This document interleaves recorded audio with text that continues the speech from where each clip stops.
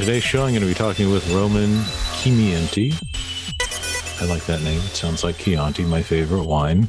So Roman Chimienti is a sound guy. He's a sound engineer for film and advertising. But lately he's been doing documentaries. He started doing sound on, some documentaries such as 30 Years of Garbage, which is all about the Garbage Pail Kids. Madonna and the Breakfast Club. Wrinkles the Clown. And one that he recently co-directed with Tyler Jensen called Scream Queen, My Nightmare on Elm Street.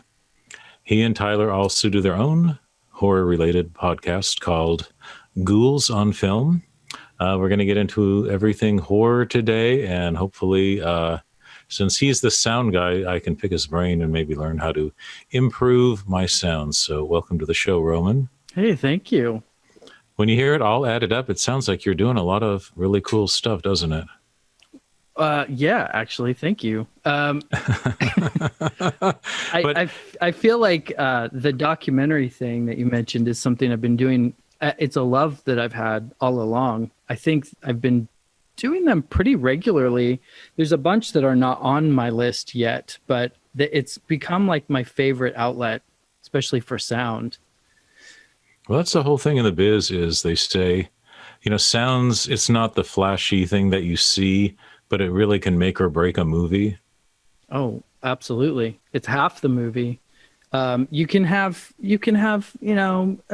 some shoddy video work, but the audio must always be stellar or you lose the audience. So it's sort of the unsung hero, One of my pet peeves is when you see like a scene that takes place outside, and for some reason people leave in all just the traffic sounds and just, it kind of takes you out of the movie. And this is usually like a low budget production where they're in the house, sounds okay. They go outside and for some reason they're always next to really busy traffic. Mm-hmm. And I always think, they're not talking. Why don't they just shut the sound off and play some music or something? Why do they always leave in that glaring traffic noise? I'd love to answer that for you. I do think that I think a lot of times what this is it's just an inexperience with post-production and how it can have an effect on the audience. So there's a thing that we call temp love in film, which is when somebody like the director is doing a lot of the editing themselves, and they're so in love with what they've put together that they can't see past its limitations. So a lot of times what happens is they micromanage each of the steps from video editing to sound to score to the point where it actually doesn't help the cause. So when I teamed up with Tyler Jensen to make our own film, Scream Queen, one of the things that I was very adamant about was finding people that I felt really understood what we wanted to do, so I could just let them go and do it. And I didn't want to be over people's shoulders and, pressing the buttons for them. And I feel like that's why we got a movie that is so beautiful in so many different ways, is because everyone was just bringing their love to it without me having to tell them, do this and do that. So there's my long answer for that. Well, it seems like before the documentaries, when you're doing audio, it's more controlled, like if you have like a client, like a business client. But when you're doing a documentary and you're out in the field, say you're going to like a horror convention, interviewing people off the cuff, like in a crowded conference room, where you can't really control the elements. Mm-hmm. Was that a big challenge for you? No, it wasn't really a challenge because we knew we were doing that. So I was able to get shotgun mics and lavs when needed. And, we have equipment to somewhat control the environment, There were times where it was really, really loud and we just had to, then I would have to like labor in post-production to clean it up. But for the most part, like we've come so far with our equipment these days, we can do a lot. Mm-hmm. Well, I know this was, a joint project with you and Tyler. And, we're not going to totally get into that today, but the one thing I want to really know from you, since, I've made a documentary before, and one thing is you really get into your subject. And even if you don't know each other that well, and this could be with both, Mark Patton, who is the subject of Scream Queen, and also Tyler, who it sounds like you also got to know him as you made this. How did these friendships form while you were just in this very intensely focused documentary? Did you become lifelong friends? Yeah, that's a good question. So we get asked a lot how this all started. And, we have our backstory of how we all met. But really what it comes down to is, especially with me and Mark in the beginning, I think we're people that just really run on our intuition, and we throw caution to the wind at times if we feel confident about something. And I think when we met each other, it just felt like we really understood each other's goal with this. So yeah, when you spend 5 years with a subject matter, you really get to know them. When you have to edit somebody, like, when you're doing the edit and you're listening to people and their nuances, and you see a subtle side of them that no one else sees. So there's an intimacy to all of this that is really interesting. The psychology of it. Oh gosh, yeah. I mean, Mark is the one thing that doesn't get mentioned enough is that when you're the subject of a documentary, you're examined from angles that are very intimate, on a psychological level. And to let people do that without having any qualms or requests for what they're doing, I give him a lot of credit for that. He did not stand in our way. He'd never told us, oh, I don't like the way I look here, or I don't like the way I sound here. It was all free for us. And he was sharing very personal things about both his career and personal life. Do you think, in a way, even though he's had decades to live this, in the course of interviewing him, do you think that he made some revelations on camera? Oh, absolutely. I mean, there's the revelations that come from just the experiences as they play out, as we capture them on camera, but then also seeing yourself on film and seeing your story. That was a different experience for him. I mean, he's probably the better one to talk about that, but I definitely know, having traveled with him all last year, that it absolutely opened new roads for him to explore, and laid a lot of stuff to rest, for sure. I will say that with Tyler, so Tyler is very special to me because this movie wouldn't have been what it is without him. When I met Tyler, it was funny because we always tell the story about how we met on a freelance job and we were working side by side and didn't even really speak to each other because we were so busy. And one thing led to another, and we started talking about this project that I was developing, and I just could tell right away that he was the person for this job. And I go by my instincts, and I felt like Tyler was a very special person that knew what I was trying to do. And we just figured things out as they went along, because a lot of our movie was off the cuff, even the story, because things were playing out. We weren't it wasn't a documentary like all the others that I usually work on, that it's a story that's been wrapped. Ours was in the process of happening. So in a way, it was like a real reality show. And it took someone like Tyler to be able to do this with me, because you have to be really confident with your abilities, and you also have to be very trusting to be able to just go with things. Be like, we're just going to show up and see what happens. But that also trust is a big part of that, though.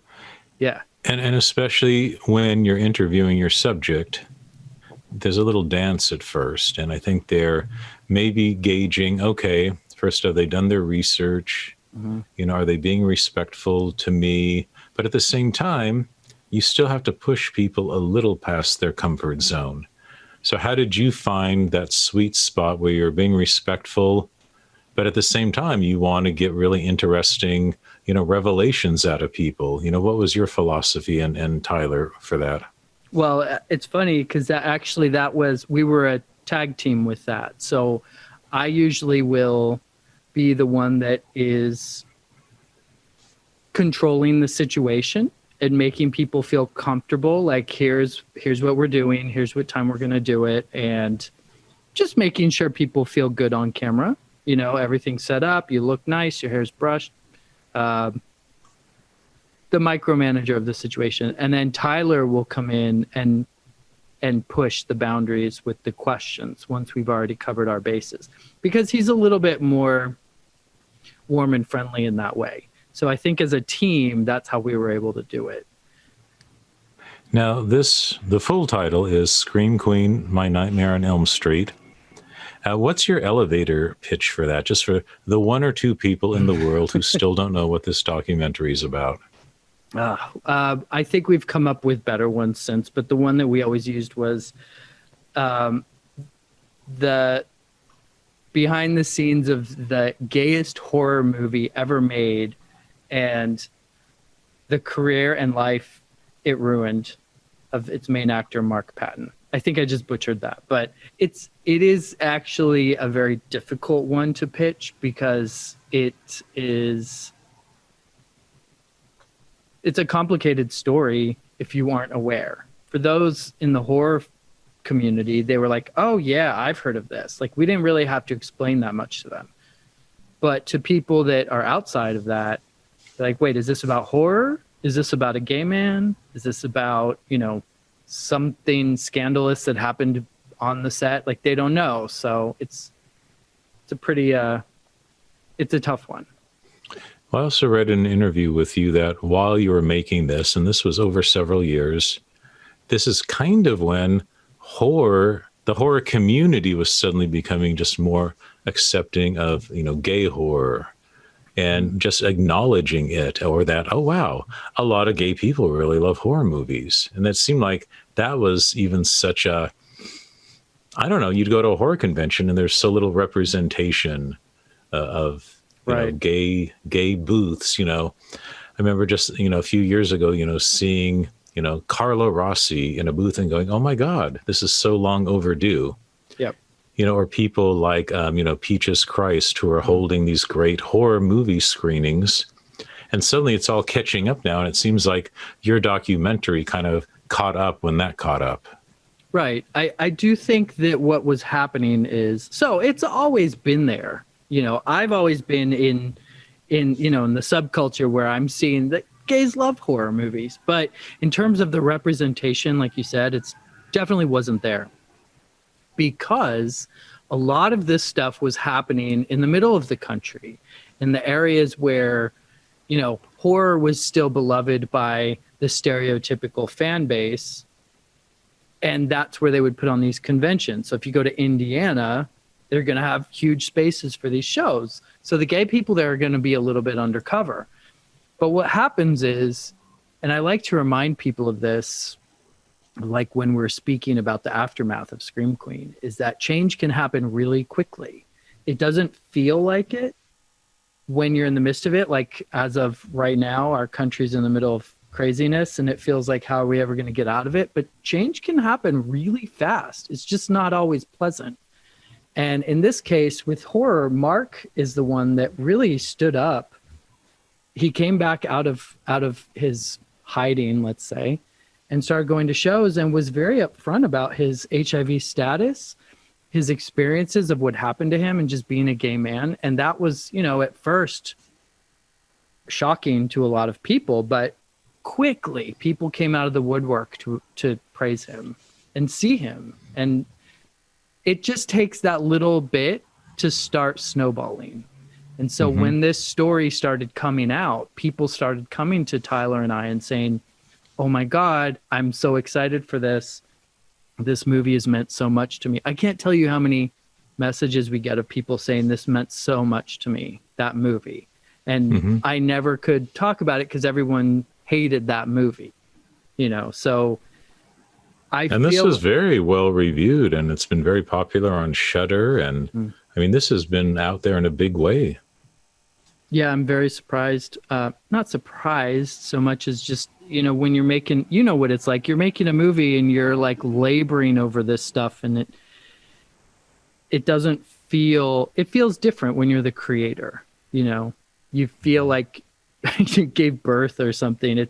But Tyler and I have spent, after the movie was made, we didn't even really have any downtime. We immediately started doing festivals, which was travel and talking and travel and talking. And then the pandemic hit, and that was the first time we got to just sit still. So we're a little tired. Sounds like you've been pretty resourceful doing a lot of Skype and Zoom and, interviews that way. Yeah. It's been, technology has made it all possible. So that's kind of amazing. Well, during all this, when you're interviewing Mark, we're talking about how there's a lot of psychology going on. At what point as a filmmaker do you almost feel like a therapist? Yeah, that's a good question. I feel like in this case, I don't know if I would call it a therapist, though, because Mark was very self-aware the whole time. I think it was just being a friend that we had to being aware that, like, he's speaking for all of us. He's not just telling us some tale that we can't relate to. I felt very protective of Mark because I had unpacked luggage from that time period, the 80s and 90s, that he was representing. And that to me was less of a therapist and more like a friend or a guardian in a way. Like, I just really wanted to make sure that his story was being told right, because it was very easy. Many times we could have easily made this more salacious. There's plenty of things that could go into a documentary that can make it more of a tantalizing shocker and really play on those things. And that's not what we wanted. Well, before this came out, there was a really exhaustive documentary about the whole Nightmare on Elm Street series, which I thought was really well done. But they got a lot of interviews. I mean, they pulled a lot of people. Yours was obviously just about this one entry. But was it easy to get people from number 2, Freddy's Revenge, to be interviewed by you after they'd already been through this, process on this other documentary? Oh, totally easy. All of these people they love Mark, and they felt, well, first of all, to be able to speak about something other than Freddy Krueger is a joy. They will usually get asked about that.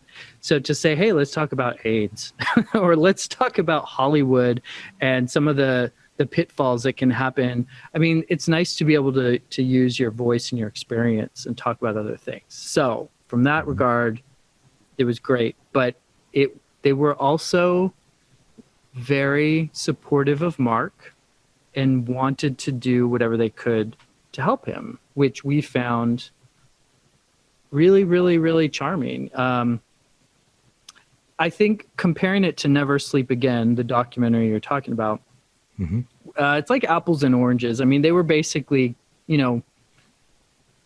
giving fan service. And I love that documentary, and it was beautifully made. And like you said, exhaustive.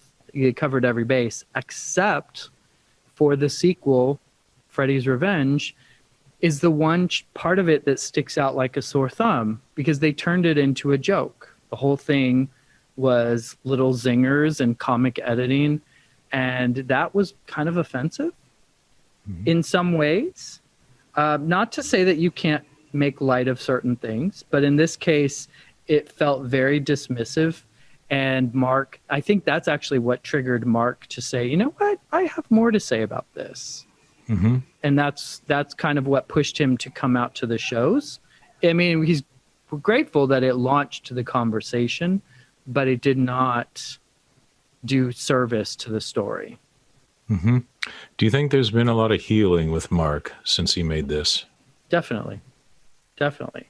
I mean, we speak pretty regularly. So he's also been able to, he's very active in other things that he does. So this has allowed him to be able to focus solely on that. Doing a documentary is very exhausting for all of us. He was constantly flying back and forth from Mexico to the US. A lot of your passions get put on hold because this is so time consuming. So I think now he's able to just be a little bit lighter and do the things that he loves. Mm-hmm. So to go from doing sound on other people's documentaries to now doing, this one with Tyler, do you want to make another documentary? I mean, do you want to make a career out of this now? Oh, absolutely. I love it. Documentaries especially, but we have plenty of narratives in the vaults here that we're getting ready to try out. So documentaries are a passion of mine, though. I enjoy them. But I also kind of feel like I am more interested in not just like a tell-all, documentary. I guess things that have more relevance are interesting to me. The making of something isn't that interesting to me. It has its place. I'm a horror nerd at heart, so I will watch things like the making of whatever. But that's not really the kind of documentary that I think about. Well, do you want to seek out your own subject and think, wow, I'm a fan of this person, I want to make a documentary about them? Not quite that way. I mean, we have a couple things that we are working on right now. And we didn't approach them as fans, but because we felt like, oh, you know what? This is interesting because here's a story that leads to a bigger story. And I think that's what makes an important and lasting documentary. I mean, had our movie just been, what happened to a person behind the scenes on a horror movie that didn't have any relevance to the time, it would only appeal to horror fans. It wouldn't appeal to people outside of the genre. Well, it sounds like this new project is under wraps. Will you be able to share any info about it soon? No, not yet. We're still trying to, feel it out and see if the story's all there. Well, I don't know about you, but if I have an idea and really want it, I want to make a documentary about this person, and then they say no, it's just devastating. So are you trying not to get your hopes up? Well, we already went down there we already connected to see if it was a possibility. So we've already, before we put our heart into it, we've first found out if there was an interest, and there was. I haven't had the experience yet of being turned down, but we also haven't really reached out. We've only reached out to a couple people with ideas. Well, who's the more persuasive one, you or Tyler? I don't know. It's so far, I think it's been 1-1. I think that for the first one, it was me starting this project with Mark, and then Tyler coming on board later. And then Tyler's really good in other areas. He's just, I think we match each other quite well. Mm-hmm. So since Scream Queen has come out, have you had other names or celebrities from the 80s saying, hey, make a documentary about me, please? We have not. We have not. But I don't know if part of it is because as soon as this really started to gain momentum, it all came to a screeching halt with the pandemic. So I think that what's happened right now is everything is still on pause. Who's someone from the 80s that someone should make a documentary about? Not necessarily you and Tyler, but who's an underserved celebrity that we need to be reminded of, like Stacey Q, maybe? I love Stacey Q. In terms of, Stacey Q actually would be great for a documentary because she is far more important in the new wave scene than people realize. I think because of her song Two of Hearts, she gets thrown into the teen pop world. It was so close to hitting number one. She's one of those number two ones where she was so close to hitting number one. Right. Well, she also was much more of a hardcore new waver before she became known as a radio pop girl. Right, wasn't she in a band? Yeah, SSQ. That's right. And if you look up her old videos, she's pretty awesome. She had Madonna in her video recording audience that was like watching her dance moves. Like she was a pretty outstanding new wave figure. So yeah, I think she would be great. If you just want to, bring someone into the spotlight, there's so many people. I mean, I would love to do something on Pete Burns of Dead or Alive, because I think he is one of the most outstanding 80s characters of all time. And then there's a lot of other like subculture weirdos, I call them, that would go hand in hand with that. But if you want something, I have a friend now who's working on a documentary about Shelley Duvall. And oh, wow. That we're very excited about. It's in the works. There's a Kickstarter that's launching. See, that's one thing about these people is some people you want to interview before they die. Of course. And when you think of Shelley and, Pete Burns, you think, wow, if you could have had a chance to interview some of these people before. Yeah. Is Shelley Duvall, she passed away, didn't she? No. She's in it. She's part of this production. She's having, she had some health issues that became... Maybe I'm confusing her with Margot Kidder. Oh. That's right. Well, I'm glad to hear Shelley's still alive, because what a blessing to have the subject to interview. But with Pete Burns, he would have been great to interview. But when you do someone who's already died, if you could like interview Boy George, one of his contemporaries, because they were kind of pitted against each other in the press back in the day, or compared. Who started the style first? I think the difference here is that, I think a lot of people would make a documentary of someone like Boy George and just focus on the glamour of it all. But if you took someone like Pete Burns, who actually, he was the singer of Dead or Alive, You Spin Me Around Like a Record, and he was very outrageous in his look, but that look didn't get taken off and he looked like a dude at the end of the day. He always looked that way, going to the store in the morning, going for a run in the evening. Like that was that's a different lifestyle. And that's not just a persona that you put on at night. And that, I feel, is where the documentary lies. Okay. Because he got so much attention when he was on, was it Celebrity Big Brother in the UK? Yep. Which kind of brought his whole persona, and people loved it. I mean, he was such a vivid character on that show. He kind of made that show. Absolutely. Oh, my gosh. Yeah. I mean, he became...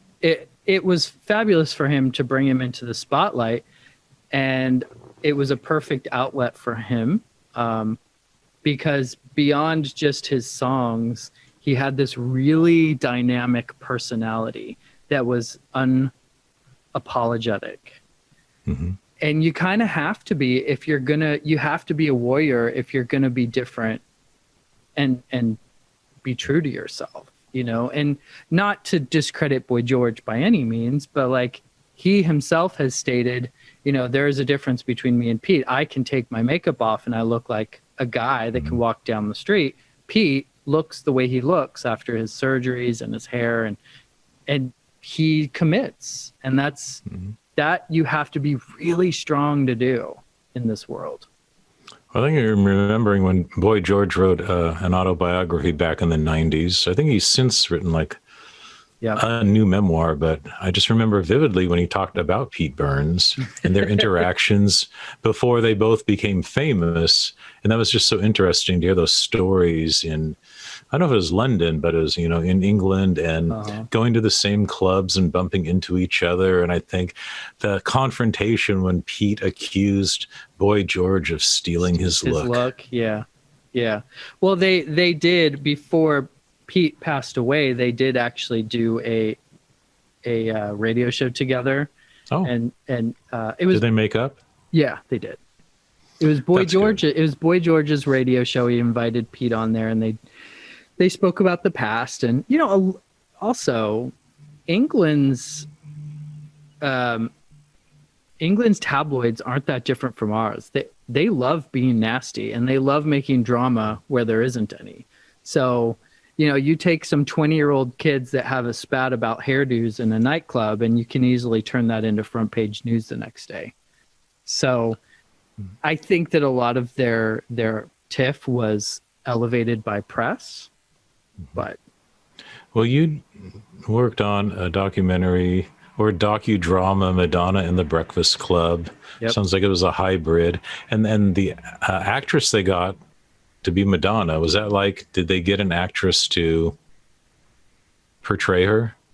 Yeah. So the director's name is Guy Guido, and he is fantastic down to the detail with this. So when he was doing the Madonna story, or when he was developing this, I know he had done a preliminary film like this, but he was on the hunt for someone that really looked like her. Mm-hmm. And I don't know the details of how long it took, but I do know that he found this girl. I don't know if she had tons of experience, but she was a dead ringer for Madonna. Dead ringer. I mean, she's lovely. I've met her, and she's fantastic. And the actress or Madonna? The actress. Okay. Because I hate to use the word actress and Madonna in the same sentence. Agreed. But remember back, I think this is like, maybe late 80s even. There's a made-for-TV movie about Madonna. It's like on Fox or something. Awful. It was awful. Yeah. But it was so awful, it really was good. Because they didn't have the rights to use any of Madonna's music. Right. So they had to have all these fake Madonna-esque songs for the soundtrack. I remember being the biggest fan and watching that at the time and thinking, this is not fun. I just remember the only line from the movie I remember is her very deadpan complaining that she's not Diana Ross. Donna Summers. I don't know. Right. When they bring her to France and then she enters on a platter in the nightclub and they're like carrying her in. And yeah. Well, the thing about your Madonna and the Breakfast Club that had a really good dead ringer for Madonna is that they chose just that phase of Madonna's life, because that is one of her most interesting parts, with the New York downtown scene and all the artists that she met. And don't you think that was just a really special time artistically, late 70s, early 80s in New York? I mean, it was the most amazing time. That's when all of these people could flourish because, yeah, you live poor, but at the same time you can. It was a different time in New York. So, I mean, you live in New York now, don't you? Yes. And when I moved there, going to the East Village, even in the beginning, when I moved there in like 1999. 1989? 99. 99, okay. There was, you could go to the East Village and there'd be punks and cool kids everywhere, and there'd still be stores you could go to, and now they're all gone. But at the time, like, you could be someone like the singer Klaus Nomi, and you could get an apartment on the East Village on St. Mark Street for a couple $100s, and you could still pursue your careers if you decide that you want to live poor to chase your dreams. You could, but now it's not even an option. So, well, people have tried to capture that place in time in movies, narrative movies. Mm-hmm. It seems like they don't do it as well as the documentaries. I haven't really seen the definitive movie that captures that yet. Did you see the CBGB's movie? No, I didn't. Because it was a narrative, but it's kind of like, they always kind of play with the timeline, or they're trying to make celebrities cross each other's paths when in reality they were a couple years apart and probably didn't. Right. You know what I mean? So the cool thing about the Madonna documentary is that it really shows a time that you could relate to with her. And the fact that we're talking about New York City, being really poor, having dreams, chasing them, meeting people, learning to play instruments, playing in dumpy little bars, and like just believing in yourself. And her trying to get people to listen to demo tapes and people not caring, you know. It was, and also the band The Breakfast Club, which became really big for a bit in the 80s. These guys were lovely. We met them at the premiere, and you know, most of this documentary is through their stories and their photos and videos and stuff from the past. And you know, I think we take for granted that like ever since the last couple decades, we've just taken young kids and said, here, you're a pop star now. You're a model, so we'll make you a pop star. But then in the past, there's people like Madonna that actually had to learn to play the drums, you know, and get up on little stages and wow people and not just like pose. They didn't have post-production like we do today to make everybody beautiful. So what was the format of the movie? Even though it was a documentary and, you know, they had the original Breakfast Club's guys to interview, did the actress recreate scenes as Madonna? How did the format work? Well, I'm not quite sure how this went down. I'm the way it usually works with these things is they send it to me and we make, you know, it was my audio partner, Jay Palizzi. Him and I work together all the time. He's the one that brought this to the table. So I think he was involved with them longer than I was beforehand. But I definitely want to check it out. Probably at this point you realize you probably never have the chance to do audio on a Madonna record. Right. At this point. You're probably on her big list saying, how dare any of you? Because it sounds like she, in reaction to this is just the rumor that now she wants to make the definitive movie about her life. It wasn't this one. It was a different one that came out at the same time. There was another Madonna documentary that came out at the same time that she was like, that is not even accurate. But I don't know anything. I haven't really followed her lately. But I know that after this came out, she then was given an award for something where she did give recognition to her ex-boyfriend from the Breakfast Club on stage. So I don't think that she has a problem with this. I have no idea if she's even interested or seen it. But the one that you're mentioning is a whole other thing. And I don't remember what it's called, so I can't quote it. Well, if you're not on her bad list and she asked you, would you work with Madonna? No. Oh, no. I would not. Well, isn't that the other thing, though? When you're just a fan, you think all celebrities are cool. And then when you work in show business, and not that it, gets you totally jaded, but at a certain point, if you want to remain a fan, you probably shouldn't go into show business yourself, because then you see that celebrities are real people too. I mean, I learned that decades ago. I started out as a makeup artist in Hollywood before I moved to New York to do sound. So I worked, and I actually worked for a makeup company that my job was to work with all the hair and makeup people on all the major sets, bringing them the stuff that they need, managing their accounts. So I was on the different studio lots every single day, from shows like Charmed to Mad TV to Jeopardy. I would see everybody all the time. And you see, when people are working, they're not how you picture them. They're like, man, I just need a cigarette, or I really have to pee. I'm not, I'm not here to let you gaze at me and sign an autograph. So I've seen the other side of this for a long time. So I think by the time we started doing Scream Queen, I mean, don't get me wrong, there's part of me that's like, oh my gosh, we get to talk to Robert Englund. This is so exciting. But I was also expecting a real person there, And I definitely wasn't interested in having people like, hey, tell me that line from Dream Warriors. I don't want to see them dance like a performance monkey. I was excited. Tell me a funny one-liner, then slash my throat. Right. I mean, that's great if you're a fan. That's what they're for. I mean, they do enjoy that interaction, but I was not. I was looking for what they could bring to the project. You know, it's so nice that IMDb actually has a couple of your makeup credits. Do they? I'm seeing one, Second to Die from 2002, starring Erika Eleniak. Yep. Yeah. Was she on Baywatch? Yeah, she was. Did you get to do her makeup?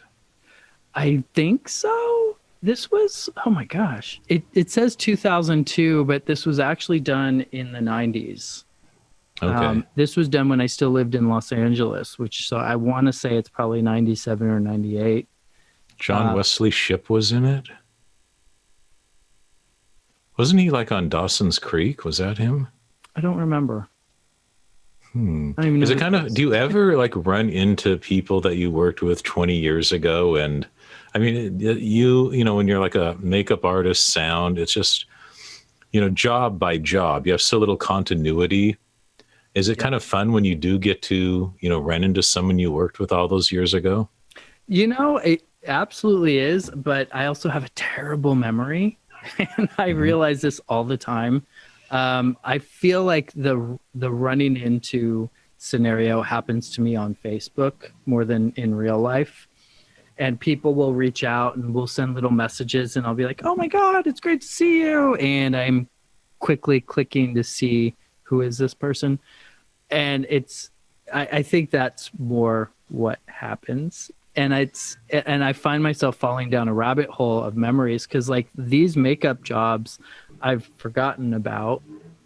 There's this other one called Perfect Lover here, which I Perfect Lover. That sounds like an erotic thriller. It was, so it's actually an interesting story. I don't think it was released here, but it has all major, really well-known actors in it. So Ryan Hurst was one of the main actors, and he was from like Saving Private Ryan.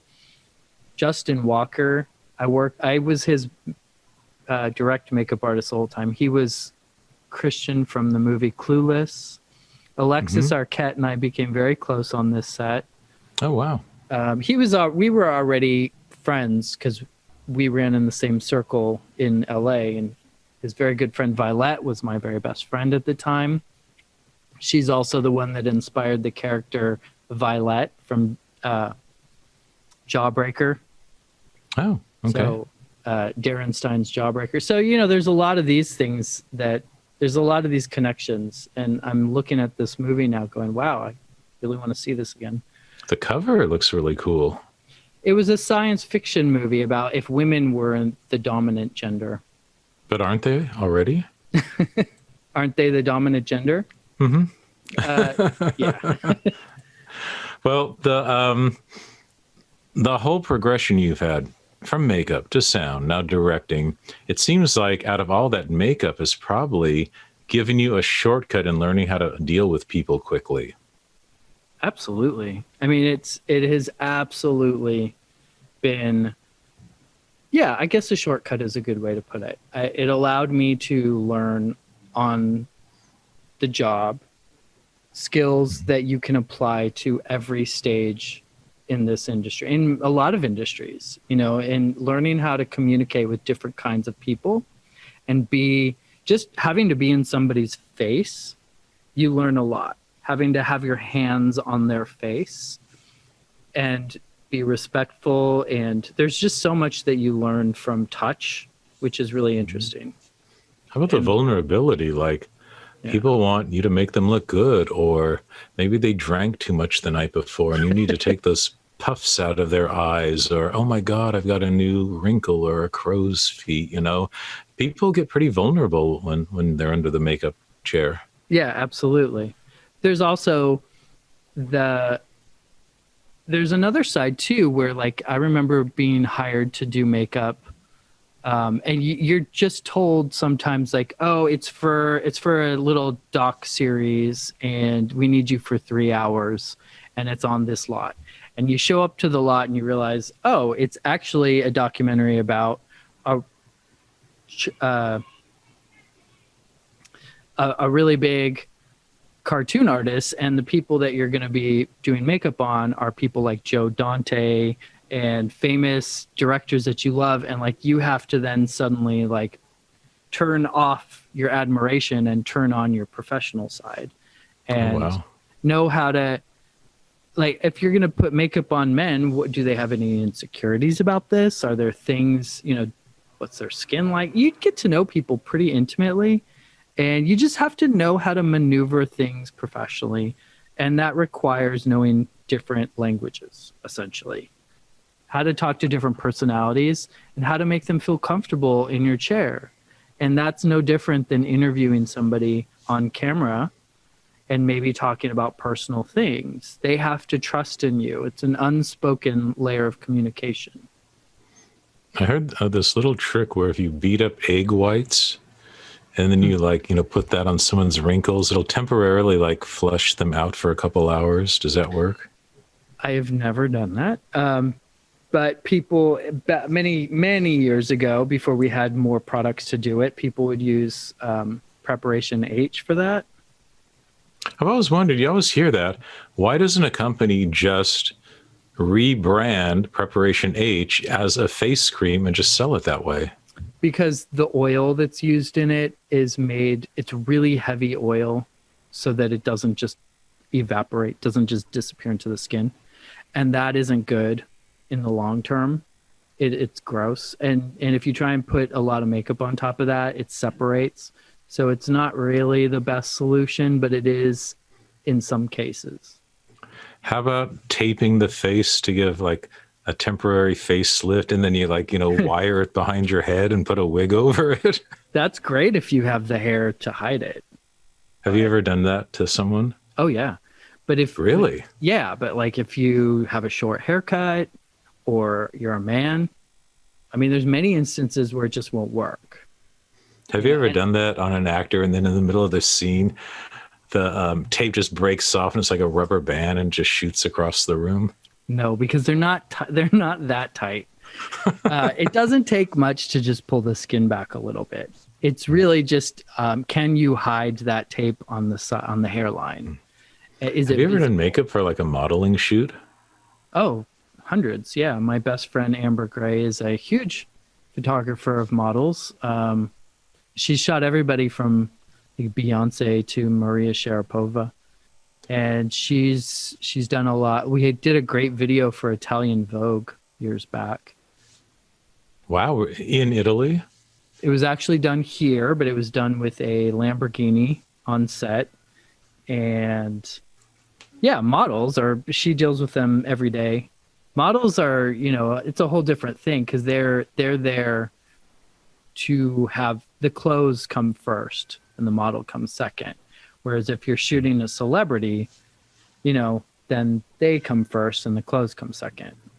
Who's the most famous model you've ever made up?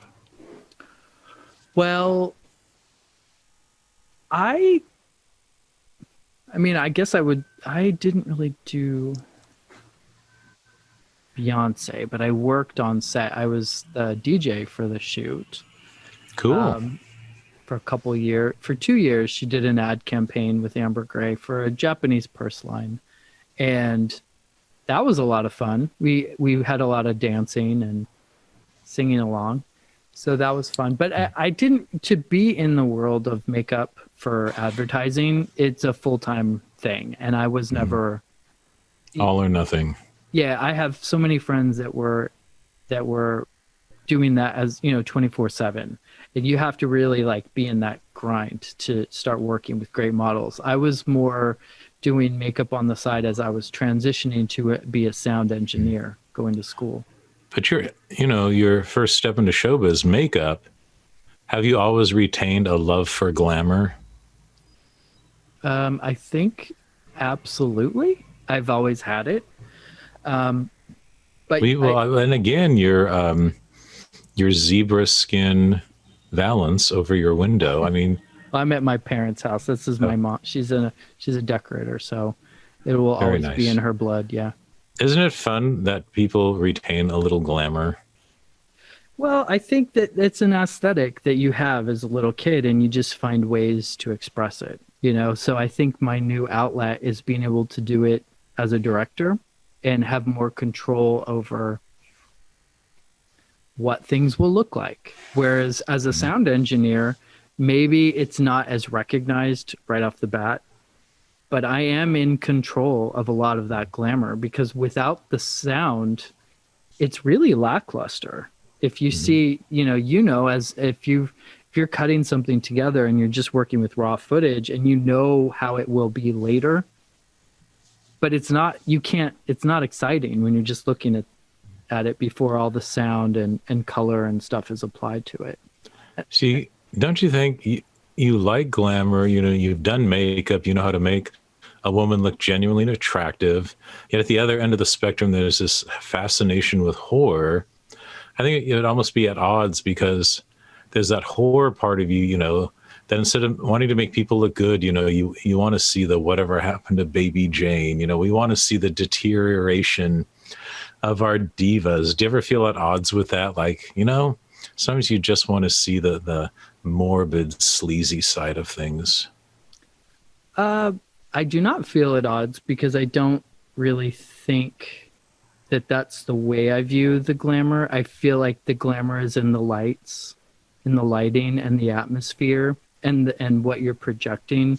And with horror, when you're considering, let's say, what makes horror scary is the lights, the atmosphere, the setting, like that kind of stuff goes hand in hand. And sometimes some of the most gorgeous glamour shots are dark and moody and sexy and alluring, which can easily lend itself to a scarier scenario if you wanted to. So I don't really feel at odds. I feel like they go hand in hand. Some of the best horror movies are really, they have an element of like attractiveness to them as well. I mean, I love a gritty horror movie. I love stuff from the 70s and 80s. I like that, but they were made by people that understood what they were doing. Like if you look at The Exorcist, the lighting and the angles and all that stuff is really dramatic, and that's glamour to me, I guess. What do you think of a more recent movie like Neon Demon that combines, the glamour of the modeling world with very grisly horror? Well, that is probably one of the best examples. I know a lot of people hate that movie, although I'm not one of them. I loved it, and I thought it looked fantastic. And that's an excellent example of how you can combine the two. There's also Beyond the Black Rainbow, which is another kind of hated movie, because I think, it's got a lot of problems with its pacing, but it's visually outstanding, beautiful, in a very, Kubrick kind of way. So yeah, I think they go hand in hand, really. Well, what's the name of that reality TV competition show for makeup artists? Oh, Face Off? Well, that's the one with the face painting, but the one with more makeup, is it like Glow Up? Is that what I'm thinking of? There is one called that. I haven't seen it. Oh, you haven't? I was going to ask you for your take on that, because I don't know, reality TV, what have they not covered? But it's interesting to see how, even in the makeup world, how they incorporate so much more horror, even when it's not an overtly horror, themed show. Well, the Boulet brothers, Dragula. I mean, that really changed a lot of things. Yeah. I do think that, no hate to RuPaul, but like that wasn't really, it doesn't represent the full spectrum of creativity in that world. And so Dragula was its rebellious younger sister that's come along, which I think is much needed.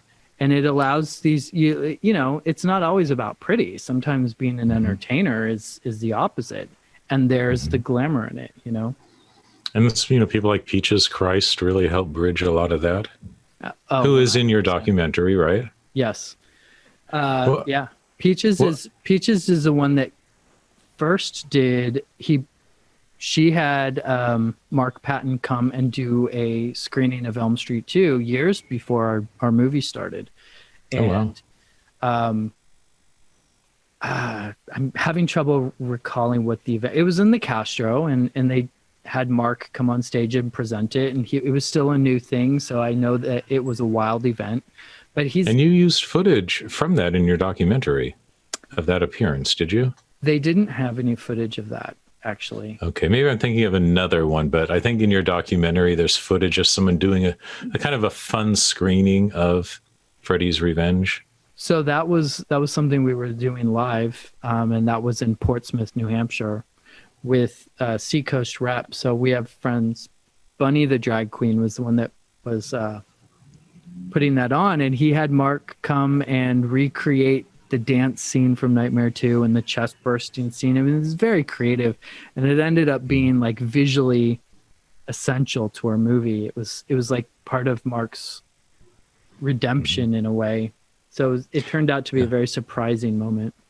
Yeah, because it's really neat to see the audience's reaction to that, because that's part of the story too, is the fans, and this is so much for those fans who also never got any resolution about this.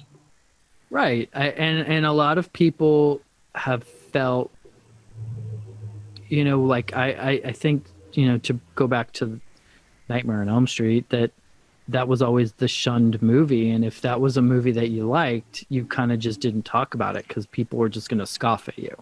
And now it's nice to be able to say, you know what, you're wrong. And people are all that made that movie what it is what's given it relevance today. And that's what makes something have lasting power, and I feel like that's what a lot of these fans and the audiences are enjoying now, is they can just they can appreciate this movie without having to like skirt criticism. What's the name of the actor that played Mark's best friend in the movie? Robert Russler. Now, did he participate in your doc? Yeah, he's in it. He's in it quite a bit. He was also on tour with us. He came to a few of our stops. He flew with his wife to meet us in Texas for our official premiere. He was on stage with us in LA as well for numerous screenings, and he's so fun. Mm-hmm. He loves to just ham it up, but he also has some very sincere things to say, and we consider him an ally 100%. And do you think that's been important to Mark for him to embrace this project? Well, for sure, because without the help of people, those are our allies. If you really want change to happen, it's not going to happen from within the community that's oppressed. It's going to happen from the outside communities. So having someone like Robert Russler stand behind us so adamantly, or Robert Englund, that's where the key lies with a story like this. Mark can come out and tell his tale, but it's the people who aren't affected by the oppression that stand up for you. They're the ones that help make the biggest change outside. Mm-hmm. So Robert Russler was absolutely key. And same with Kim Myers. She was the girlfriend of Jesse in the movie. Mm-hmm. Kim was on the road with us just as much as Robert. And those two were invaluable, especially just being a support team for Mark. He had me and Tyler, but he really needed people that were his peers. Mm-hmm. And they were great. When you talk about the homoerotic aspect of the movie, I think the one thing that doesn't get talked about as much, with, Jesse and his best friend, it's, there's other movies that have, guys who are really good friends. But, these were both really good looking guys. They're very, this very Abercrombie and Fitch kind of friendship. And I think that was always part of it too, just these very good looking guys so close, and that people still have trouble with that. Do they still have trouble with that today? I hope not. But maybe at the time it was just that it was just hard to see these, these two good looking guys, being so close to each other. They didn't the character of Jesse didn't go through all these macho things to kind of make things more comfortable. They just had this quick and easy friendship about them. And you didn't see that very much in the 80s in movies about guys in high school. No. I do think that what gets overlooked, though, is that Mark had the look at the time that was considered all American. Mm-hmm. You know, he I think it's easy to look back on all of this and go, oh, he looks this way, he looks that way, or this is so gay. But it really was not at the time. And I saw it. I saw it at the time. I remember that he was the look that they go for. He was marketable. So, Right. and then Robert Ressler was already kind of creating a name for himself as sort of the bully bad guy in all the movies he was in. Mm-hmm. So the two were kind of like night and day. And so it was a little odd that they just suddenly became friends. But at the same time, I think that what really made this uncomfortable for people was the landscape of our society at the time that this came out. Because it was, people were now afraid of AIDS. And so everything started to have new meaning, and everybody's guard was up. And so therefore, this just seemed too uncomfortable to deal with. Yeah. Well, even like in the early 80s when you had movies like Porky's and kind of, the teen sex comedies with a lot of high school guys, they always made it acceptable because the guys had a lot of crude humor and a lot of, ribbing each other. And in Nightmare on Elm Street 2, they didn't have that. And I think because they bypassed that and just had these two guys just, relating, that it didn't give the straight audience that out of, oh, we're not, making all these crude jokes to each other. They didn't have that little lifeline to make them feel comfortable. Does that make sense? Yeah. Well, I mean, it's guys being sincere. Yeah, because guys being sincere and sensitive to each other, which you didn't see a lot until maybe, I don't know, a decade later on Dawson's Creek. Correct. Yeah. Yeah. Well, we're going to not wrap up quite yet, but before we, do and go into our last phase, how can people learn more about you, your work, and especially your documentary online? Well, we have Scream Queen all over social media. So Scream Queen documentary on Facebook and Instagram. I mean, that's where Tyler and I are the most active. We have our own, I have my own website, theendaudio.com. And I think Mark Patton is extremely chatty on his social media too. So we're all kind of combined and linked. Our movie is on Shudder. You can find it on most streaming services right now. And we are about to expand to other global territories. So we should be reaching out further very soon. Very good. So you and Tyler started a podcast last October. Mm-hmm. What possessed you to do that? He did. Tyler is Tyler's a dreamer in that sense, and I love it, and I go with it. And I don't like to squash any ambition or excitement, so I just go with it. But like, had I been left to my own devices, I would not. But we have a very good banter together, I'd like to think. And we have a bunch of shows in the vaults. We have things on hold right now just because of the holidays, and politically things are bananas. But you currently have 4 episodes up? I think so. Okay. Sure. And the podcast is called? It's called Ghouls on Film, which is a play. When I hear that, I just want to sing it to the tune of Duran Duran, Girls on Film. Right. So Girls on Film meets Men on Film from In Living Color. That's sort of who we are. Girls on Film. Da, da, da. How about a docudrama of the early days of Duran Duran? I mean, I would probably lean more towards Depeche Mode because I think Duran Duran would be more like a behind the music type scenario, where Depeche Mode would be more of a history of 80s new wave, which I would be into. Did you see Duran Duran's music video for Girl Panic? Came out about 10 or so years ago. Girl Panic? I've never even heard of this.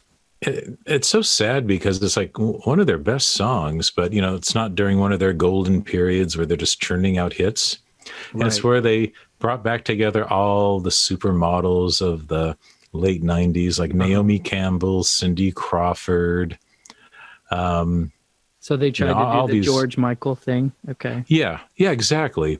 And it's all in black and white, and they're shooting it in London. It just looks amazing. I just love that they're doing it, but they do a little nod in it where they intersperse like this documentary style in between the music, except they have the supermodels play the band. So I think like Simon Le Bon is played by Naomi Campbell without any explanation. And so it's like the press is interviewing her as if she's him. And they make that comment of, well, we were the first band to use supermodels in our videos.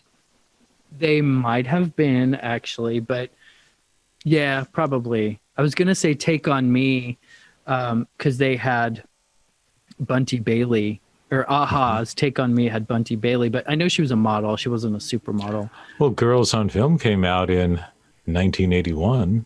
Oh, is that the year before? Yeah, Okay. they had models. So I wouldn't say supermodels in that one, though. I'm looking up the Girl Panic video. This sounds awesome. It is so cool. It's directed by that really big director, the Swedish guy who's done all the Gaga videos, and I can't think of his name right off the back. But it sounds like it still nods back to a Depeche Mode thing, like Depeche Mode 101, where they did the documentary that was them on tour with the kids that won the contest to follow them on tour.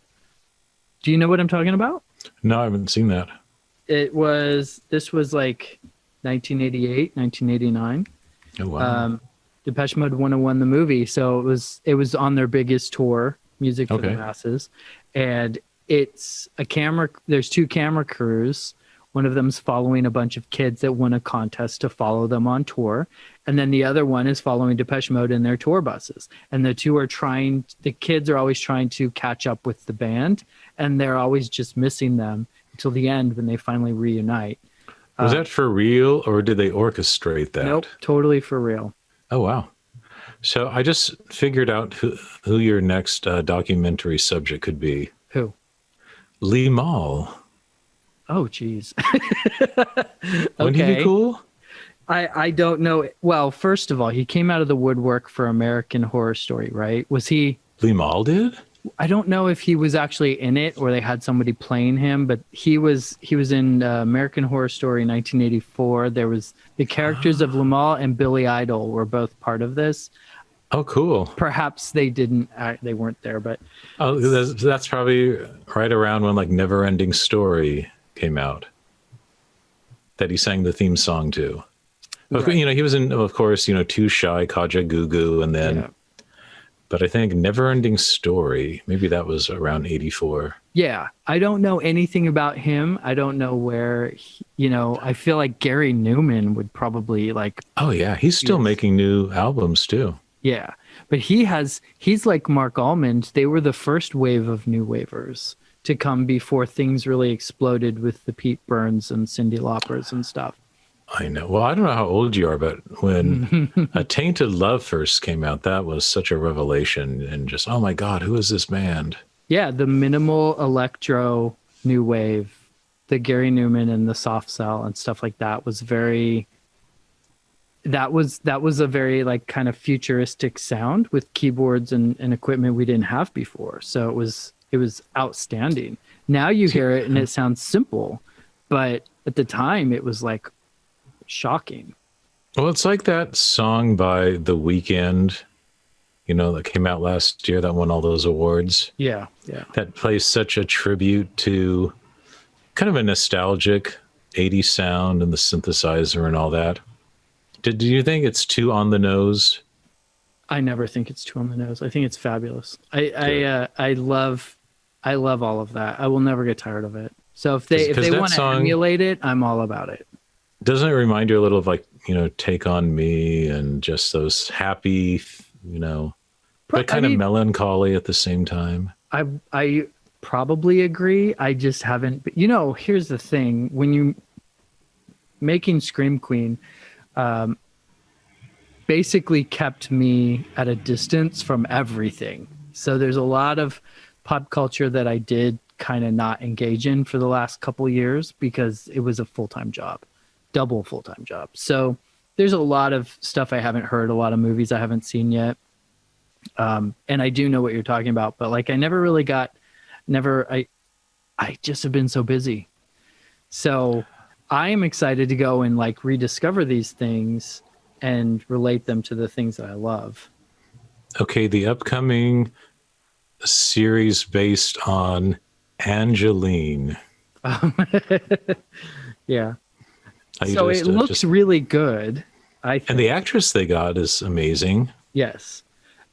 Someone had actually mentioned in the past, they're like, you should do something on Angeline. Now, I'm familiar with Angeline very well. I have a few very good friends that worked with her. So I've ridden in her car with her. She had workers?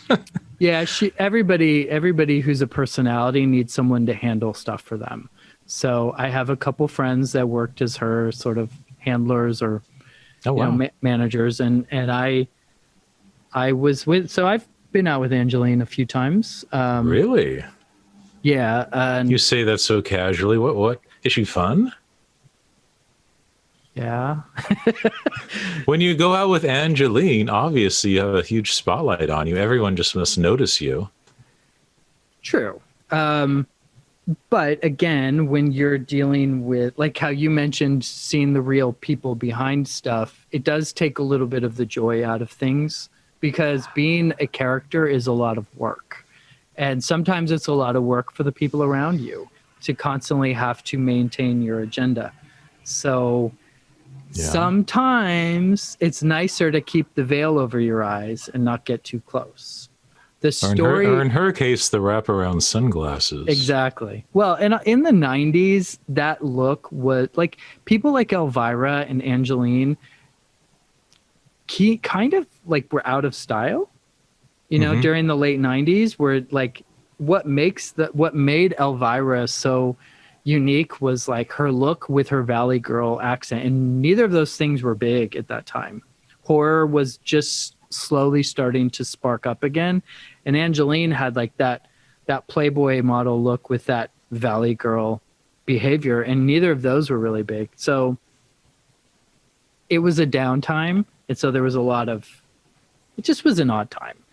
I do think that her story is outstanding though, and I can't wait for it to come out on screen. I don't know the logistics, if it was authorized by her in the beginning. I know that she was trying to keep her story private, but I don't know if that was all just, for hype. But I remember when it was like a big deal when people were trying to find out her real name, and there was this, who is she? Where does she live? And all that. And it's almost like, well, give her some space, Right. That's Hollywood. That's what they like to do. They like to dig up the dirt and out you so that they can get paid, And did you ever do her makeup? I never did her makeup. Oh, darn it. I don't know. I think she probably does her own makeup. Oh, I would think so. Yeah. And does she have leopard skin and pink all over her apartment? Yes. Everything. Oh my God. And she's not that woman that dyed her dog pink, is she? I think I know who you're talking about. And or everything in her apartment is pink, even her dog. I did remember seeing that in a magazine or online or something. No, that is not her, but I don't think she has a dog. It's been a long time, so who knows? If she did have one, I'm sure it would be pink. What has this done to cult culture? Like with cult icons, the internet has ruined that because now everyone can be savvy about cult figures. But back in the day, it was harder to get info on people. Do you think that cult culture is just really not what it used to be? It definitely isn't what it used to be. But I do think it's elevated things. Remember, we have, if you work for progress, if you want things to change, then they have to change. And that a lot of subculture is based on angst and things, people that, march to their own drum. And that change is actually a good thing. Because part of what makes people rebels is you carry around a weight. And ideally, you don't want to. But I do think if you're romanticizing the cult status of things, then it can be a little dreary to watch that kind of dissipate. But I like to look at it more of like, well, we've got some, you don't have to do that anymore. Now we can do it a different way. But now that anyone can self-promote on a million different platforms, the line is so blurred. Do you think in this climate there will ever be, another Nina Hagen? Yeah, absolutely. I think there are Nina Hagens out there. You're just, again, like if in the 80s, when you were a little punk kid and you wanted to find your idols, you found them in zines. You couldn't go and just open up a major magazine and see people that inspired you. You'd have to find them. And the same is happening right now. You have to find the people in the subculture, in the community groups that they're not going to, I think we take for granted what happened in the 80s where suddenly everything became commercialized and big budget. But that's also when you look at like the movies and the music, when they all started to deteriorate. So I don't think it's gone. I just think that we're getting too used to finding things easily. Do you think we're heading toward a new camp? Now that everyone is so savvy and campy, what's the new camp? I don't know. I do think we're heading there. I don't know, because I think as soon as you have, and again, I don't mean this in a spiteful way, but as soon as you have RuPaul on every TV screen in prime time, then, there is some of it is lost. And so we now will have a new revolution of people that are like, let's take it to the next level. And I think that the answer to that would have been Dragula, but now to go even further, I'm not sure. Where do you go from Dragula? I mean, live snuff? I don't think it's a matter of sinking lower. I think it's a matter of what is representing the rebellious at the time. And right now, I think when I started Scream Queen with Tyler, I was a little disillusioned with the gay community and its lack of inclusion, and basically just the community itself didn't feel united. And since this movie has come out and traveling to all the different states, Tyler and I noticed that there was a lot of really rebellious and beautifully queer and inclusive people everywhere outside of the big cities. And a lot of them were just like really, really appreciative of the work that we were doing. And so I think that a lot of this has to do less with like all the flourish and accents that we put on with our clothing and our persona, and more about like how rebellious you're going to be as a fighter for freedom. I don't know. I kind of feel like that's where we're at right now. And so if you see people that are, fighting for being gender fluid and just not being defined by stereotypical definitions that way, I think that's the new revolution right now. One thing I like about Dragula is the guest judges they pick. And when you think of RuPaul's Drag Race, they pick fun judges. I love to see Olivia Newton-John or, I don't know, Patti LaBelle on. And it's especially fun when they do one of their songs in the lip sync. But one thing that Dragula I really respected was they picked kind of these unexpected judges, like more from the subculture. You know what I mean? Oh, absolutely. Absolutely. Darren Stein was on there, Peaches Christ. So the Dragula ladies actually were with us. We went to dinner before our premiere in Los Angeles, and they came to the theater on Hollywood Boulevard with us.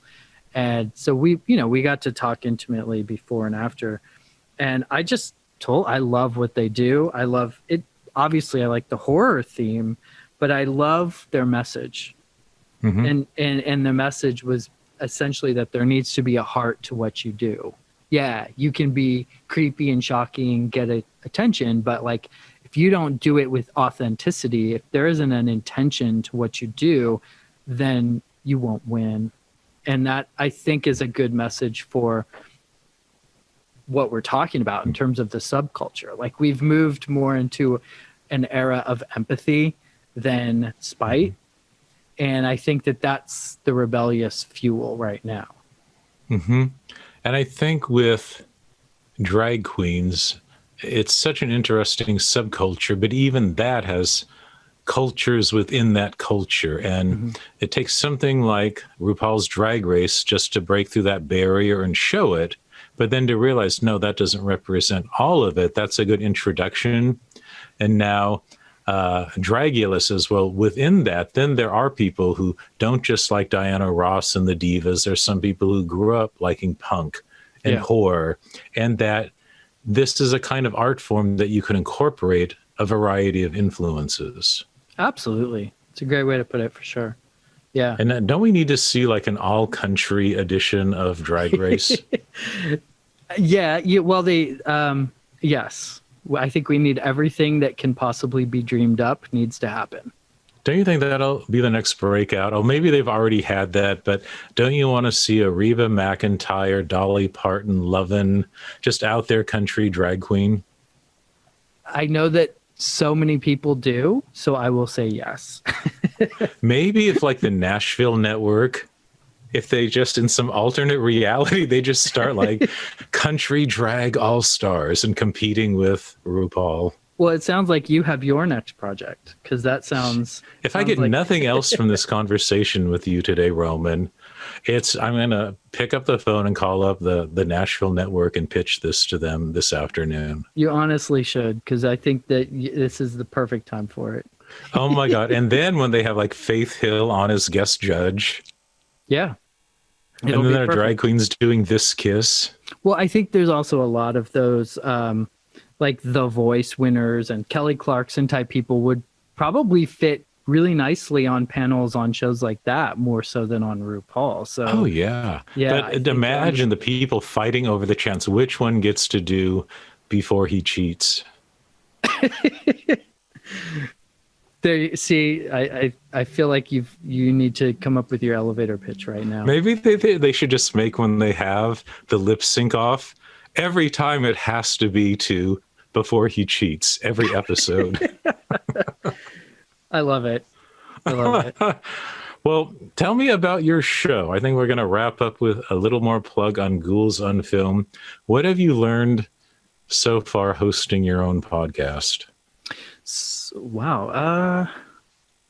In 4 short episodes that have aired. Well, you know what? We've recorded a bunch more. The editing takes a long time, and it's on pause just for a moment with what's going on, but you learn a lot listening to yourself, and you learn a lot from trying to maintain a conversation with somebody that you don't know super well. Like, we could easily just have all of our good friends on there and have a banter, but when you're talking to someone and really wanting to know about them, it takes a little bit of prep and work.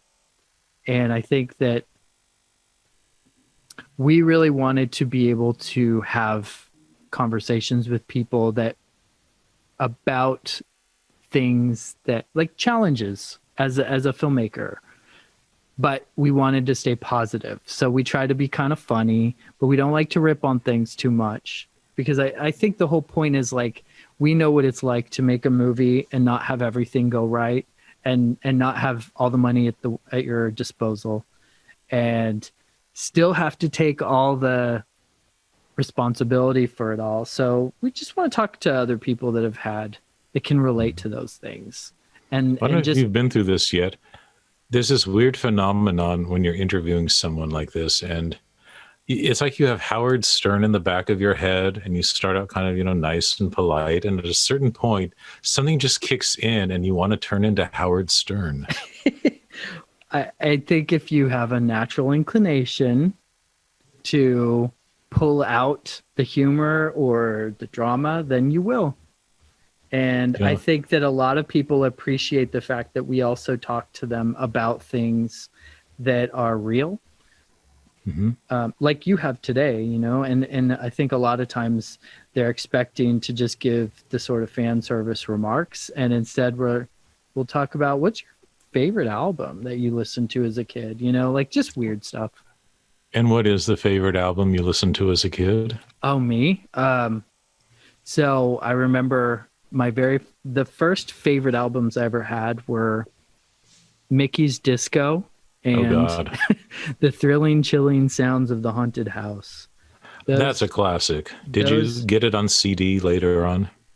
I do. Well, I have it digital, yeah, but um, those were the two defining things. But I think my very, very, very favorite album has always been Violator from Depeche Mode. What year did that come out? 89. Did that have Personal Jesus on it? It sure did. I'm good, aren't I? Now? Yeah, yeah. That was such an amazing album when that came out. See, I liked when there was a big turning point in the early 90s. What was the album? Was it Songs of Faith and Devotion? Yeah, that was the That had follow-up. I Feel You. Yep, that was the follow-up. I feel you. And when their sound, I don't know if it was a reaction to the grunge scene or whatever, but they kind of went a little harder and darker overnight. Yeah, they were yeah, for sure. It definitely was they were following the next progression of sound. Violator for me was life-changing, and it really was the perfect conclusion to that decade. How old were you when Violator came out?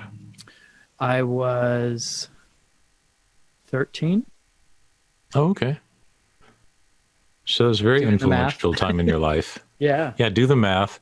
But see, for me, when they got so hard-edged, it was really hard to reconcile. This was the same group that did I Just Can't Get Enough. Right.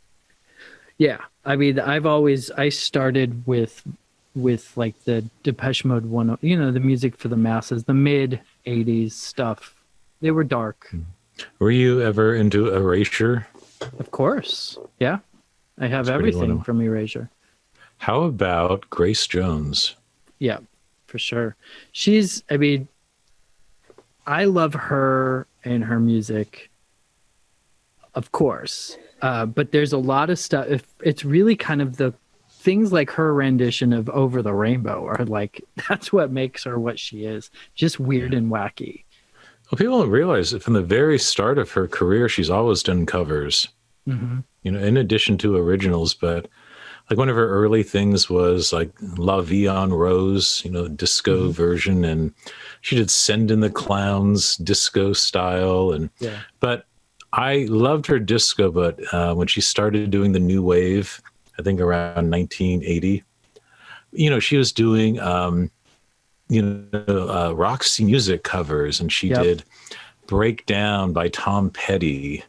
I mean, I don't know that one, but I really liked her house stuff when she became more, they started doing versions that were more for like Chicago house, or she had like a song called Nipple to the Bottle or Feel I love that Up. one. Yeah. From 82. Yeah. Feel Up. The remixes of those are outstanding. I mean, she's just got such a powerful voice.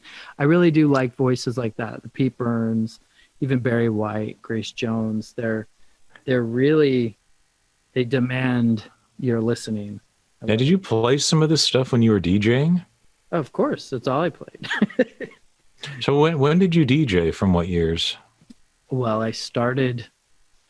I started in high school, and then I think I moved to San Francisco around '95, and I started doing that there for nightclubs. Like what clubs? Like would you do it in like clubs? The Stud Bar was like my main location. That's where. Really? In 95? I think 96 for that one, yeah. And So maybe you just need to make a docudrama about your time DJing there. That's, I think, your untapped material. Oh my God. yeah, that was a lot of fun. I mean, I did everything there from dancing to bar backing.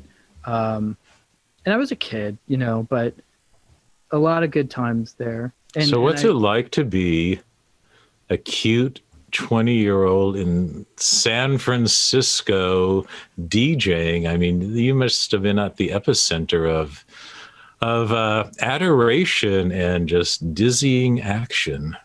You would think so, but no, I think that time and place was a very difficult time because we were still in the aftermath of HIV and what it was doing to people in the community.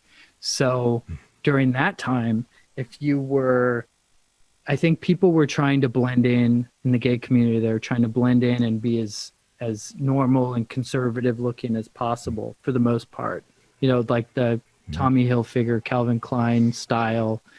I think was this all like after the club kid scene, or was it still part of that? No, there was still that happening. That was big, but that was a subculture. And I think that, you know, when the physical effects of AIDS were starting to show during that time, a lot of people started hitting the gym, and that's when you got those big gym body looks were starting, because they could like counteract the facial wasting and things. So it was like I think that was this unspoken struggle that was going on in the community. And so it really became a matter of like, who can be as passably straight as possible? Who can be as like model-esque beautiful as possible? Being weird and wild and fun wasn't on the ticket. It was more, you know, that's where those big circuit party gay clubs were starting. So for me at the Stud Bar and all of the weird club kids that were there, we were just doing our own thing. You know, that wasn't, weren't. And they had a dance floor there? Oh yeah. So what were your big go-to 12-inch singles you'd play there? Well, Always You Spin Me Round. That was a big one. Never gets old. Never gets old. It depends on the night, but you know, a lot of 80s, there was a mix of 80s and 90s that was going on.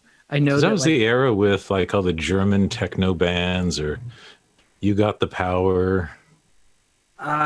You Got the Power. Or Rhythm is a Dancer. Was it that era? There was that era, yes. I mean, if Technotronic was great, but most of that other stuff wasn't on our playlist. I mean, I would play things like Spin Spin Sugar by oh god, why am I forgetting it now? Anyway, CeCe Peniston. Well, the house stuff wasn't real, so we tried to play more weirder stuff. I mean, Yaz and Erasure, of course, were big, but current stuff, I think I was more in the goth scene, so I liked playing stuff like that, like Front 242 and things that were a little bit more industrial dance. And was this one like Robert Miles was really hitting big? Who is that? Robert, he did Children, big instrumental. I don't know. Okay, you'll look it up and you'll know it. But that's, I think, what do they call it? Like the Dreamland sound? I know you'll know it. I don't know. I'm really interested to know now. So if I had the budget, I would now in the podcast edit in a sample of that. Right. No, I'm going to look it up. I mean, listen, you'll know it. We would like jump into different scenes. You could go to one of the biggest clubs at the time that we had a lot of fun at was called Litterbox, which was really just down the street from the Stud. So we would, after one of the nights, we would close and then walk over to the other place. And people loved it because it was a lesbian DJ who would play everything. So it would go from like freestyle, like Debbie Deb, to Madonna, to Def Leppard. And it was just like people had a great time with that. I remember dancing to Adamant, and then they'd play Dead or Alive, and then they would play Janet Jackson. So it was just like all over the board. Debbie Deb, that's a blast from the past. Yeah. What was that? Something Weekend? Lookout Weekend. Lookout Weekend. Oh my God. Yeah. Did they do any Lisa and Cult Jam? Yeah. Well, so one of the DJ jobs I had that I loved the most was I had a weekly residency at a bar in New York called Chi-Chi's, which was it was like a gay black bar. And I was the white DJ on Sundays, but I would play old school. So, but I honestly have always loved 80s. Now, what do you consider old school? Some would consider that like 1992. Would you play like 70s, 80s? Yes, I did mostly. Well, I mean, touch into the 70s, but mostly 80s, and then go into some 90s house stuff. Because there were other DJs that would do earlier and other DJs that would do later genres. So I kind of stayed to the 80s because I know that so well.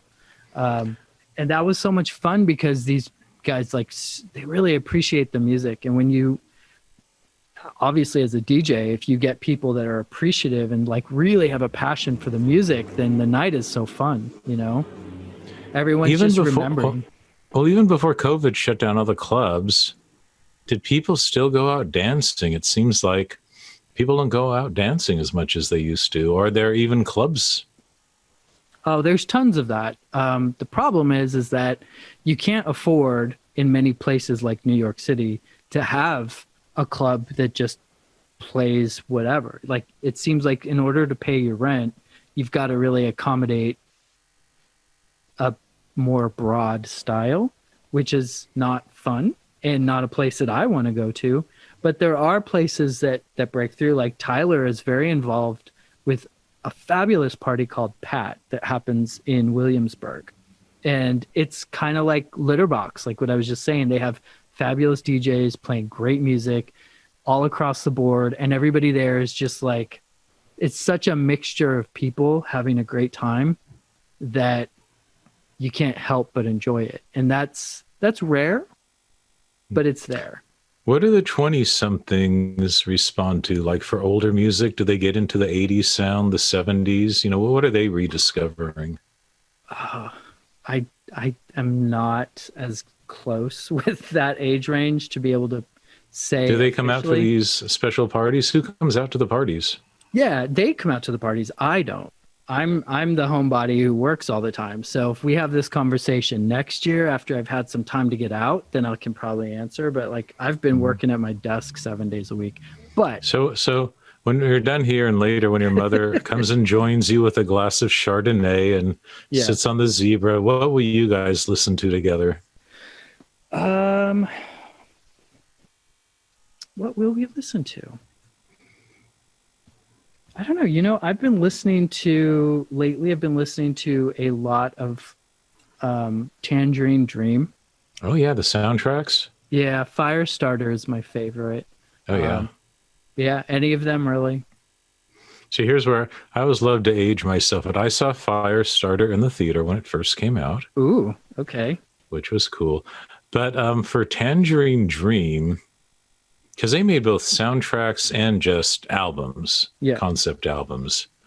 Sorcerer soundtrack. Yeah, that was the first one I ever got. It's great.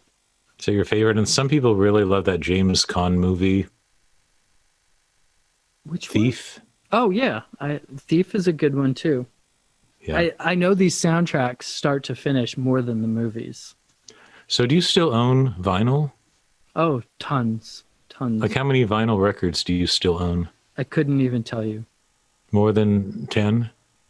Yeah, like probably I would say, I don't know, a couple, maybe 1,500 or 2,000. I mean, I'm not like, it's not like so much like real vinyl collectors, but enough that like there's all over the place.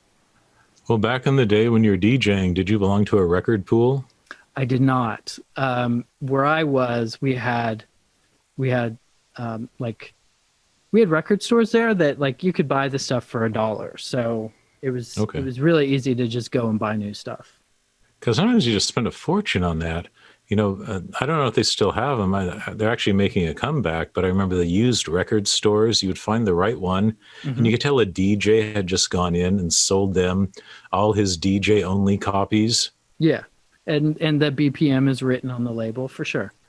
Yeah. That's right. And it says, do not resell. Yeah. Well, there's a wonderful little record store right near me in Brooklyn that I still go to, like when I give myself a work lunch break all the time, because they have dollar records. So I don't feel guilty about just buying crap all the time. But Record City, Brooklyn has that, and I love it. And I found so many wonderful things and a lot of old, like, I love old goth and industrial music still, and punk, and that kind of stuff will come in all the time. I'll find like a great My Life with the Thrill Kill Cult album, and it'll be $8, you know. So, oh my God. Are you a Bauhaus fan? Of course, yeah. What were your thoughts on when they used that in American Horror Story Hotel? I didn't watch that one. I've only seen the first couple seasons, and then I watched 1984. I didn't see Hotel. I don't enjoy those shows that much. Because I think when they used Bauhaus, they were, I don't know if it was homage or just inspired by The Hunger. Remember The Hunger with Catherine Deneuve? Sure. Remember that opening nightclub scene? Is that like an ideal romanticized vision for you? Yeah, I mean, that was very authentic in terms of like goth clubs from the 80s and 90s. So they got it. They understood it. It's beautiful. So if they're going to use Bauhaus or any of these bands in any current thing, I'm all for it, because they were fabulous acts. And I think that new people need to find them.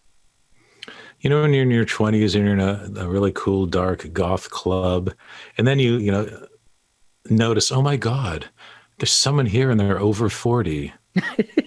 And then you grow up and then you realize, oh my God, I'm that weird over 40-year-old guy in the goth club. Everyone's looking at me. Well, or even worse, they're not looking at me. They're not looking at me. I'm invisible.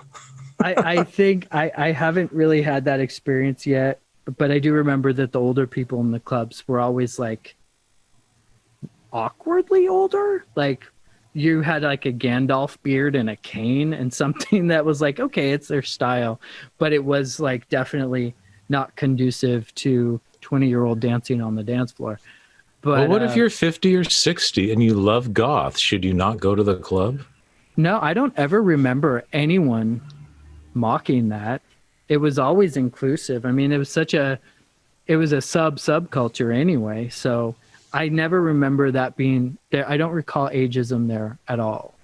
And I know that today, for the places that I have been, it seemed to be inclusive anyway. There was less 20-year-olds to begin with in that world.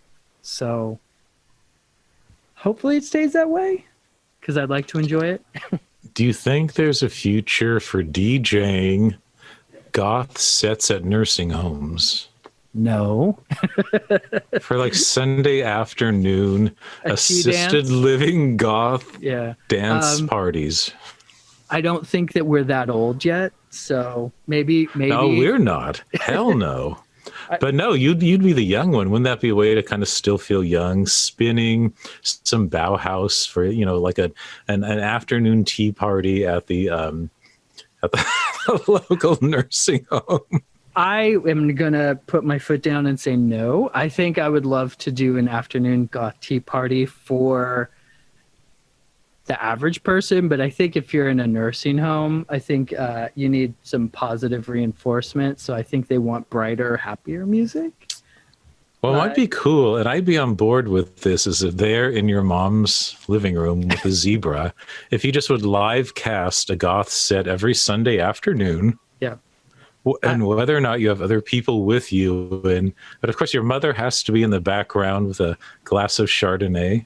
Well, I don't just being totally non-emotional. I'm into what you're saying here. I think when I get back to Brooklyn, I'm gonna probably do something like that, because I think a lot of this stuff needs to be heard. I don't hear enough Alien Sex Fiend and Virgin Prunes, and I think they need to be out there. So if you do the country drag, I'll do the afternoon goth. Deal. Well, I'll give you one last chance to have the last word here. What would you like to say to all those people out there who think they're too old to follow their passion? Wow. You know what? I had changed careers and gone back to school at a time when I was a decade older than most of the kids in the class. And it was the best thing I ever did. Like being able to just say, you know what? I want to always be true and be happy. Just do it. It's fine. Like it makes everything so much better, and you're not supposed to live your whole life doing one thing. So that's my advice. All right. Well, his name is Roman Chimienti, kind of like Chianti. Yep. He is co-director of the amazing documentary Scream Queen, My Nightmare on Elm Street. He's got the podcast with Tyler Jensen, Ghouls on Film, and really enjoyed talking to you. And I hope I can have you back on the show in the future when we are both very wealthy from these projects we just created today. Oh, absolutely. Deal. We'll do it.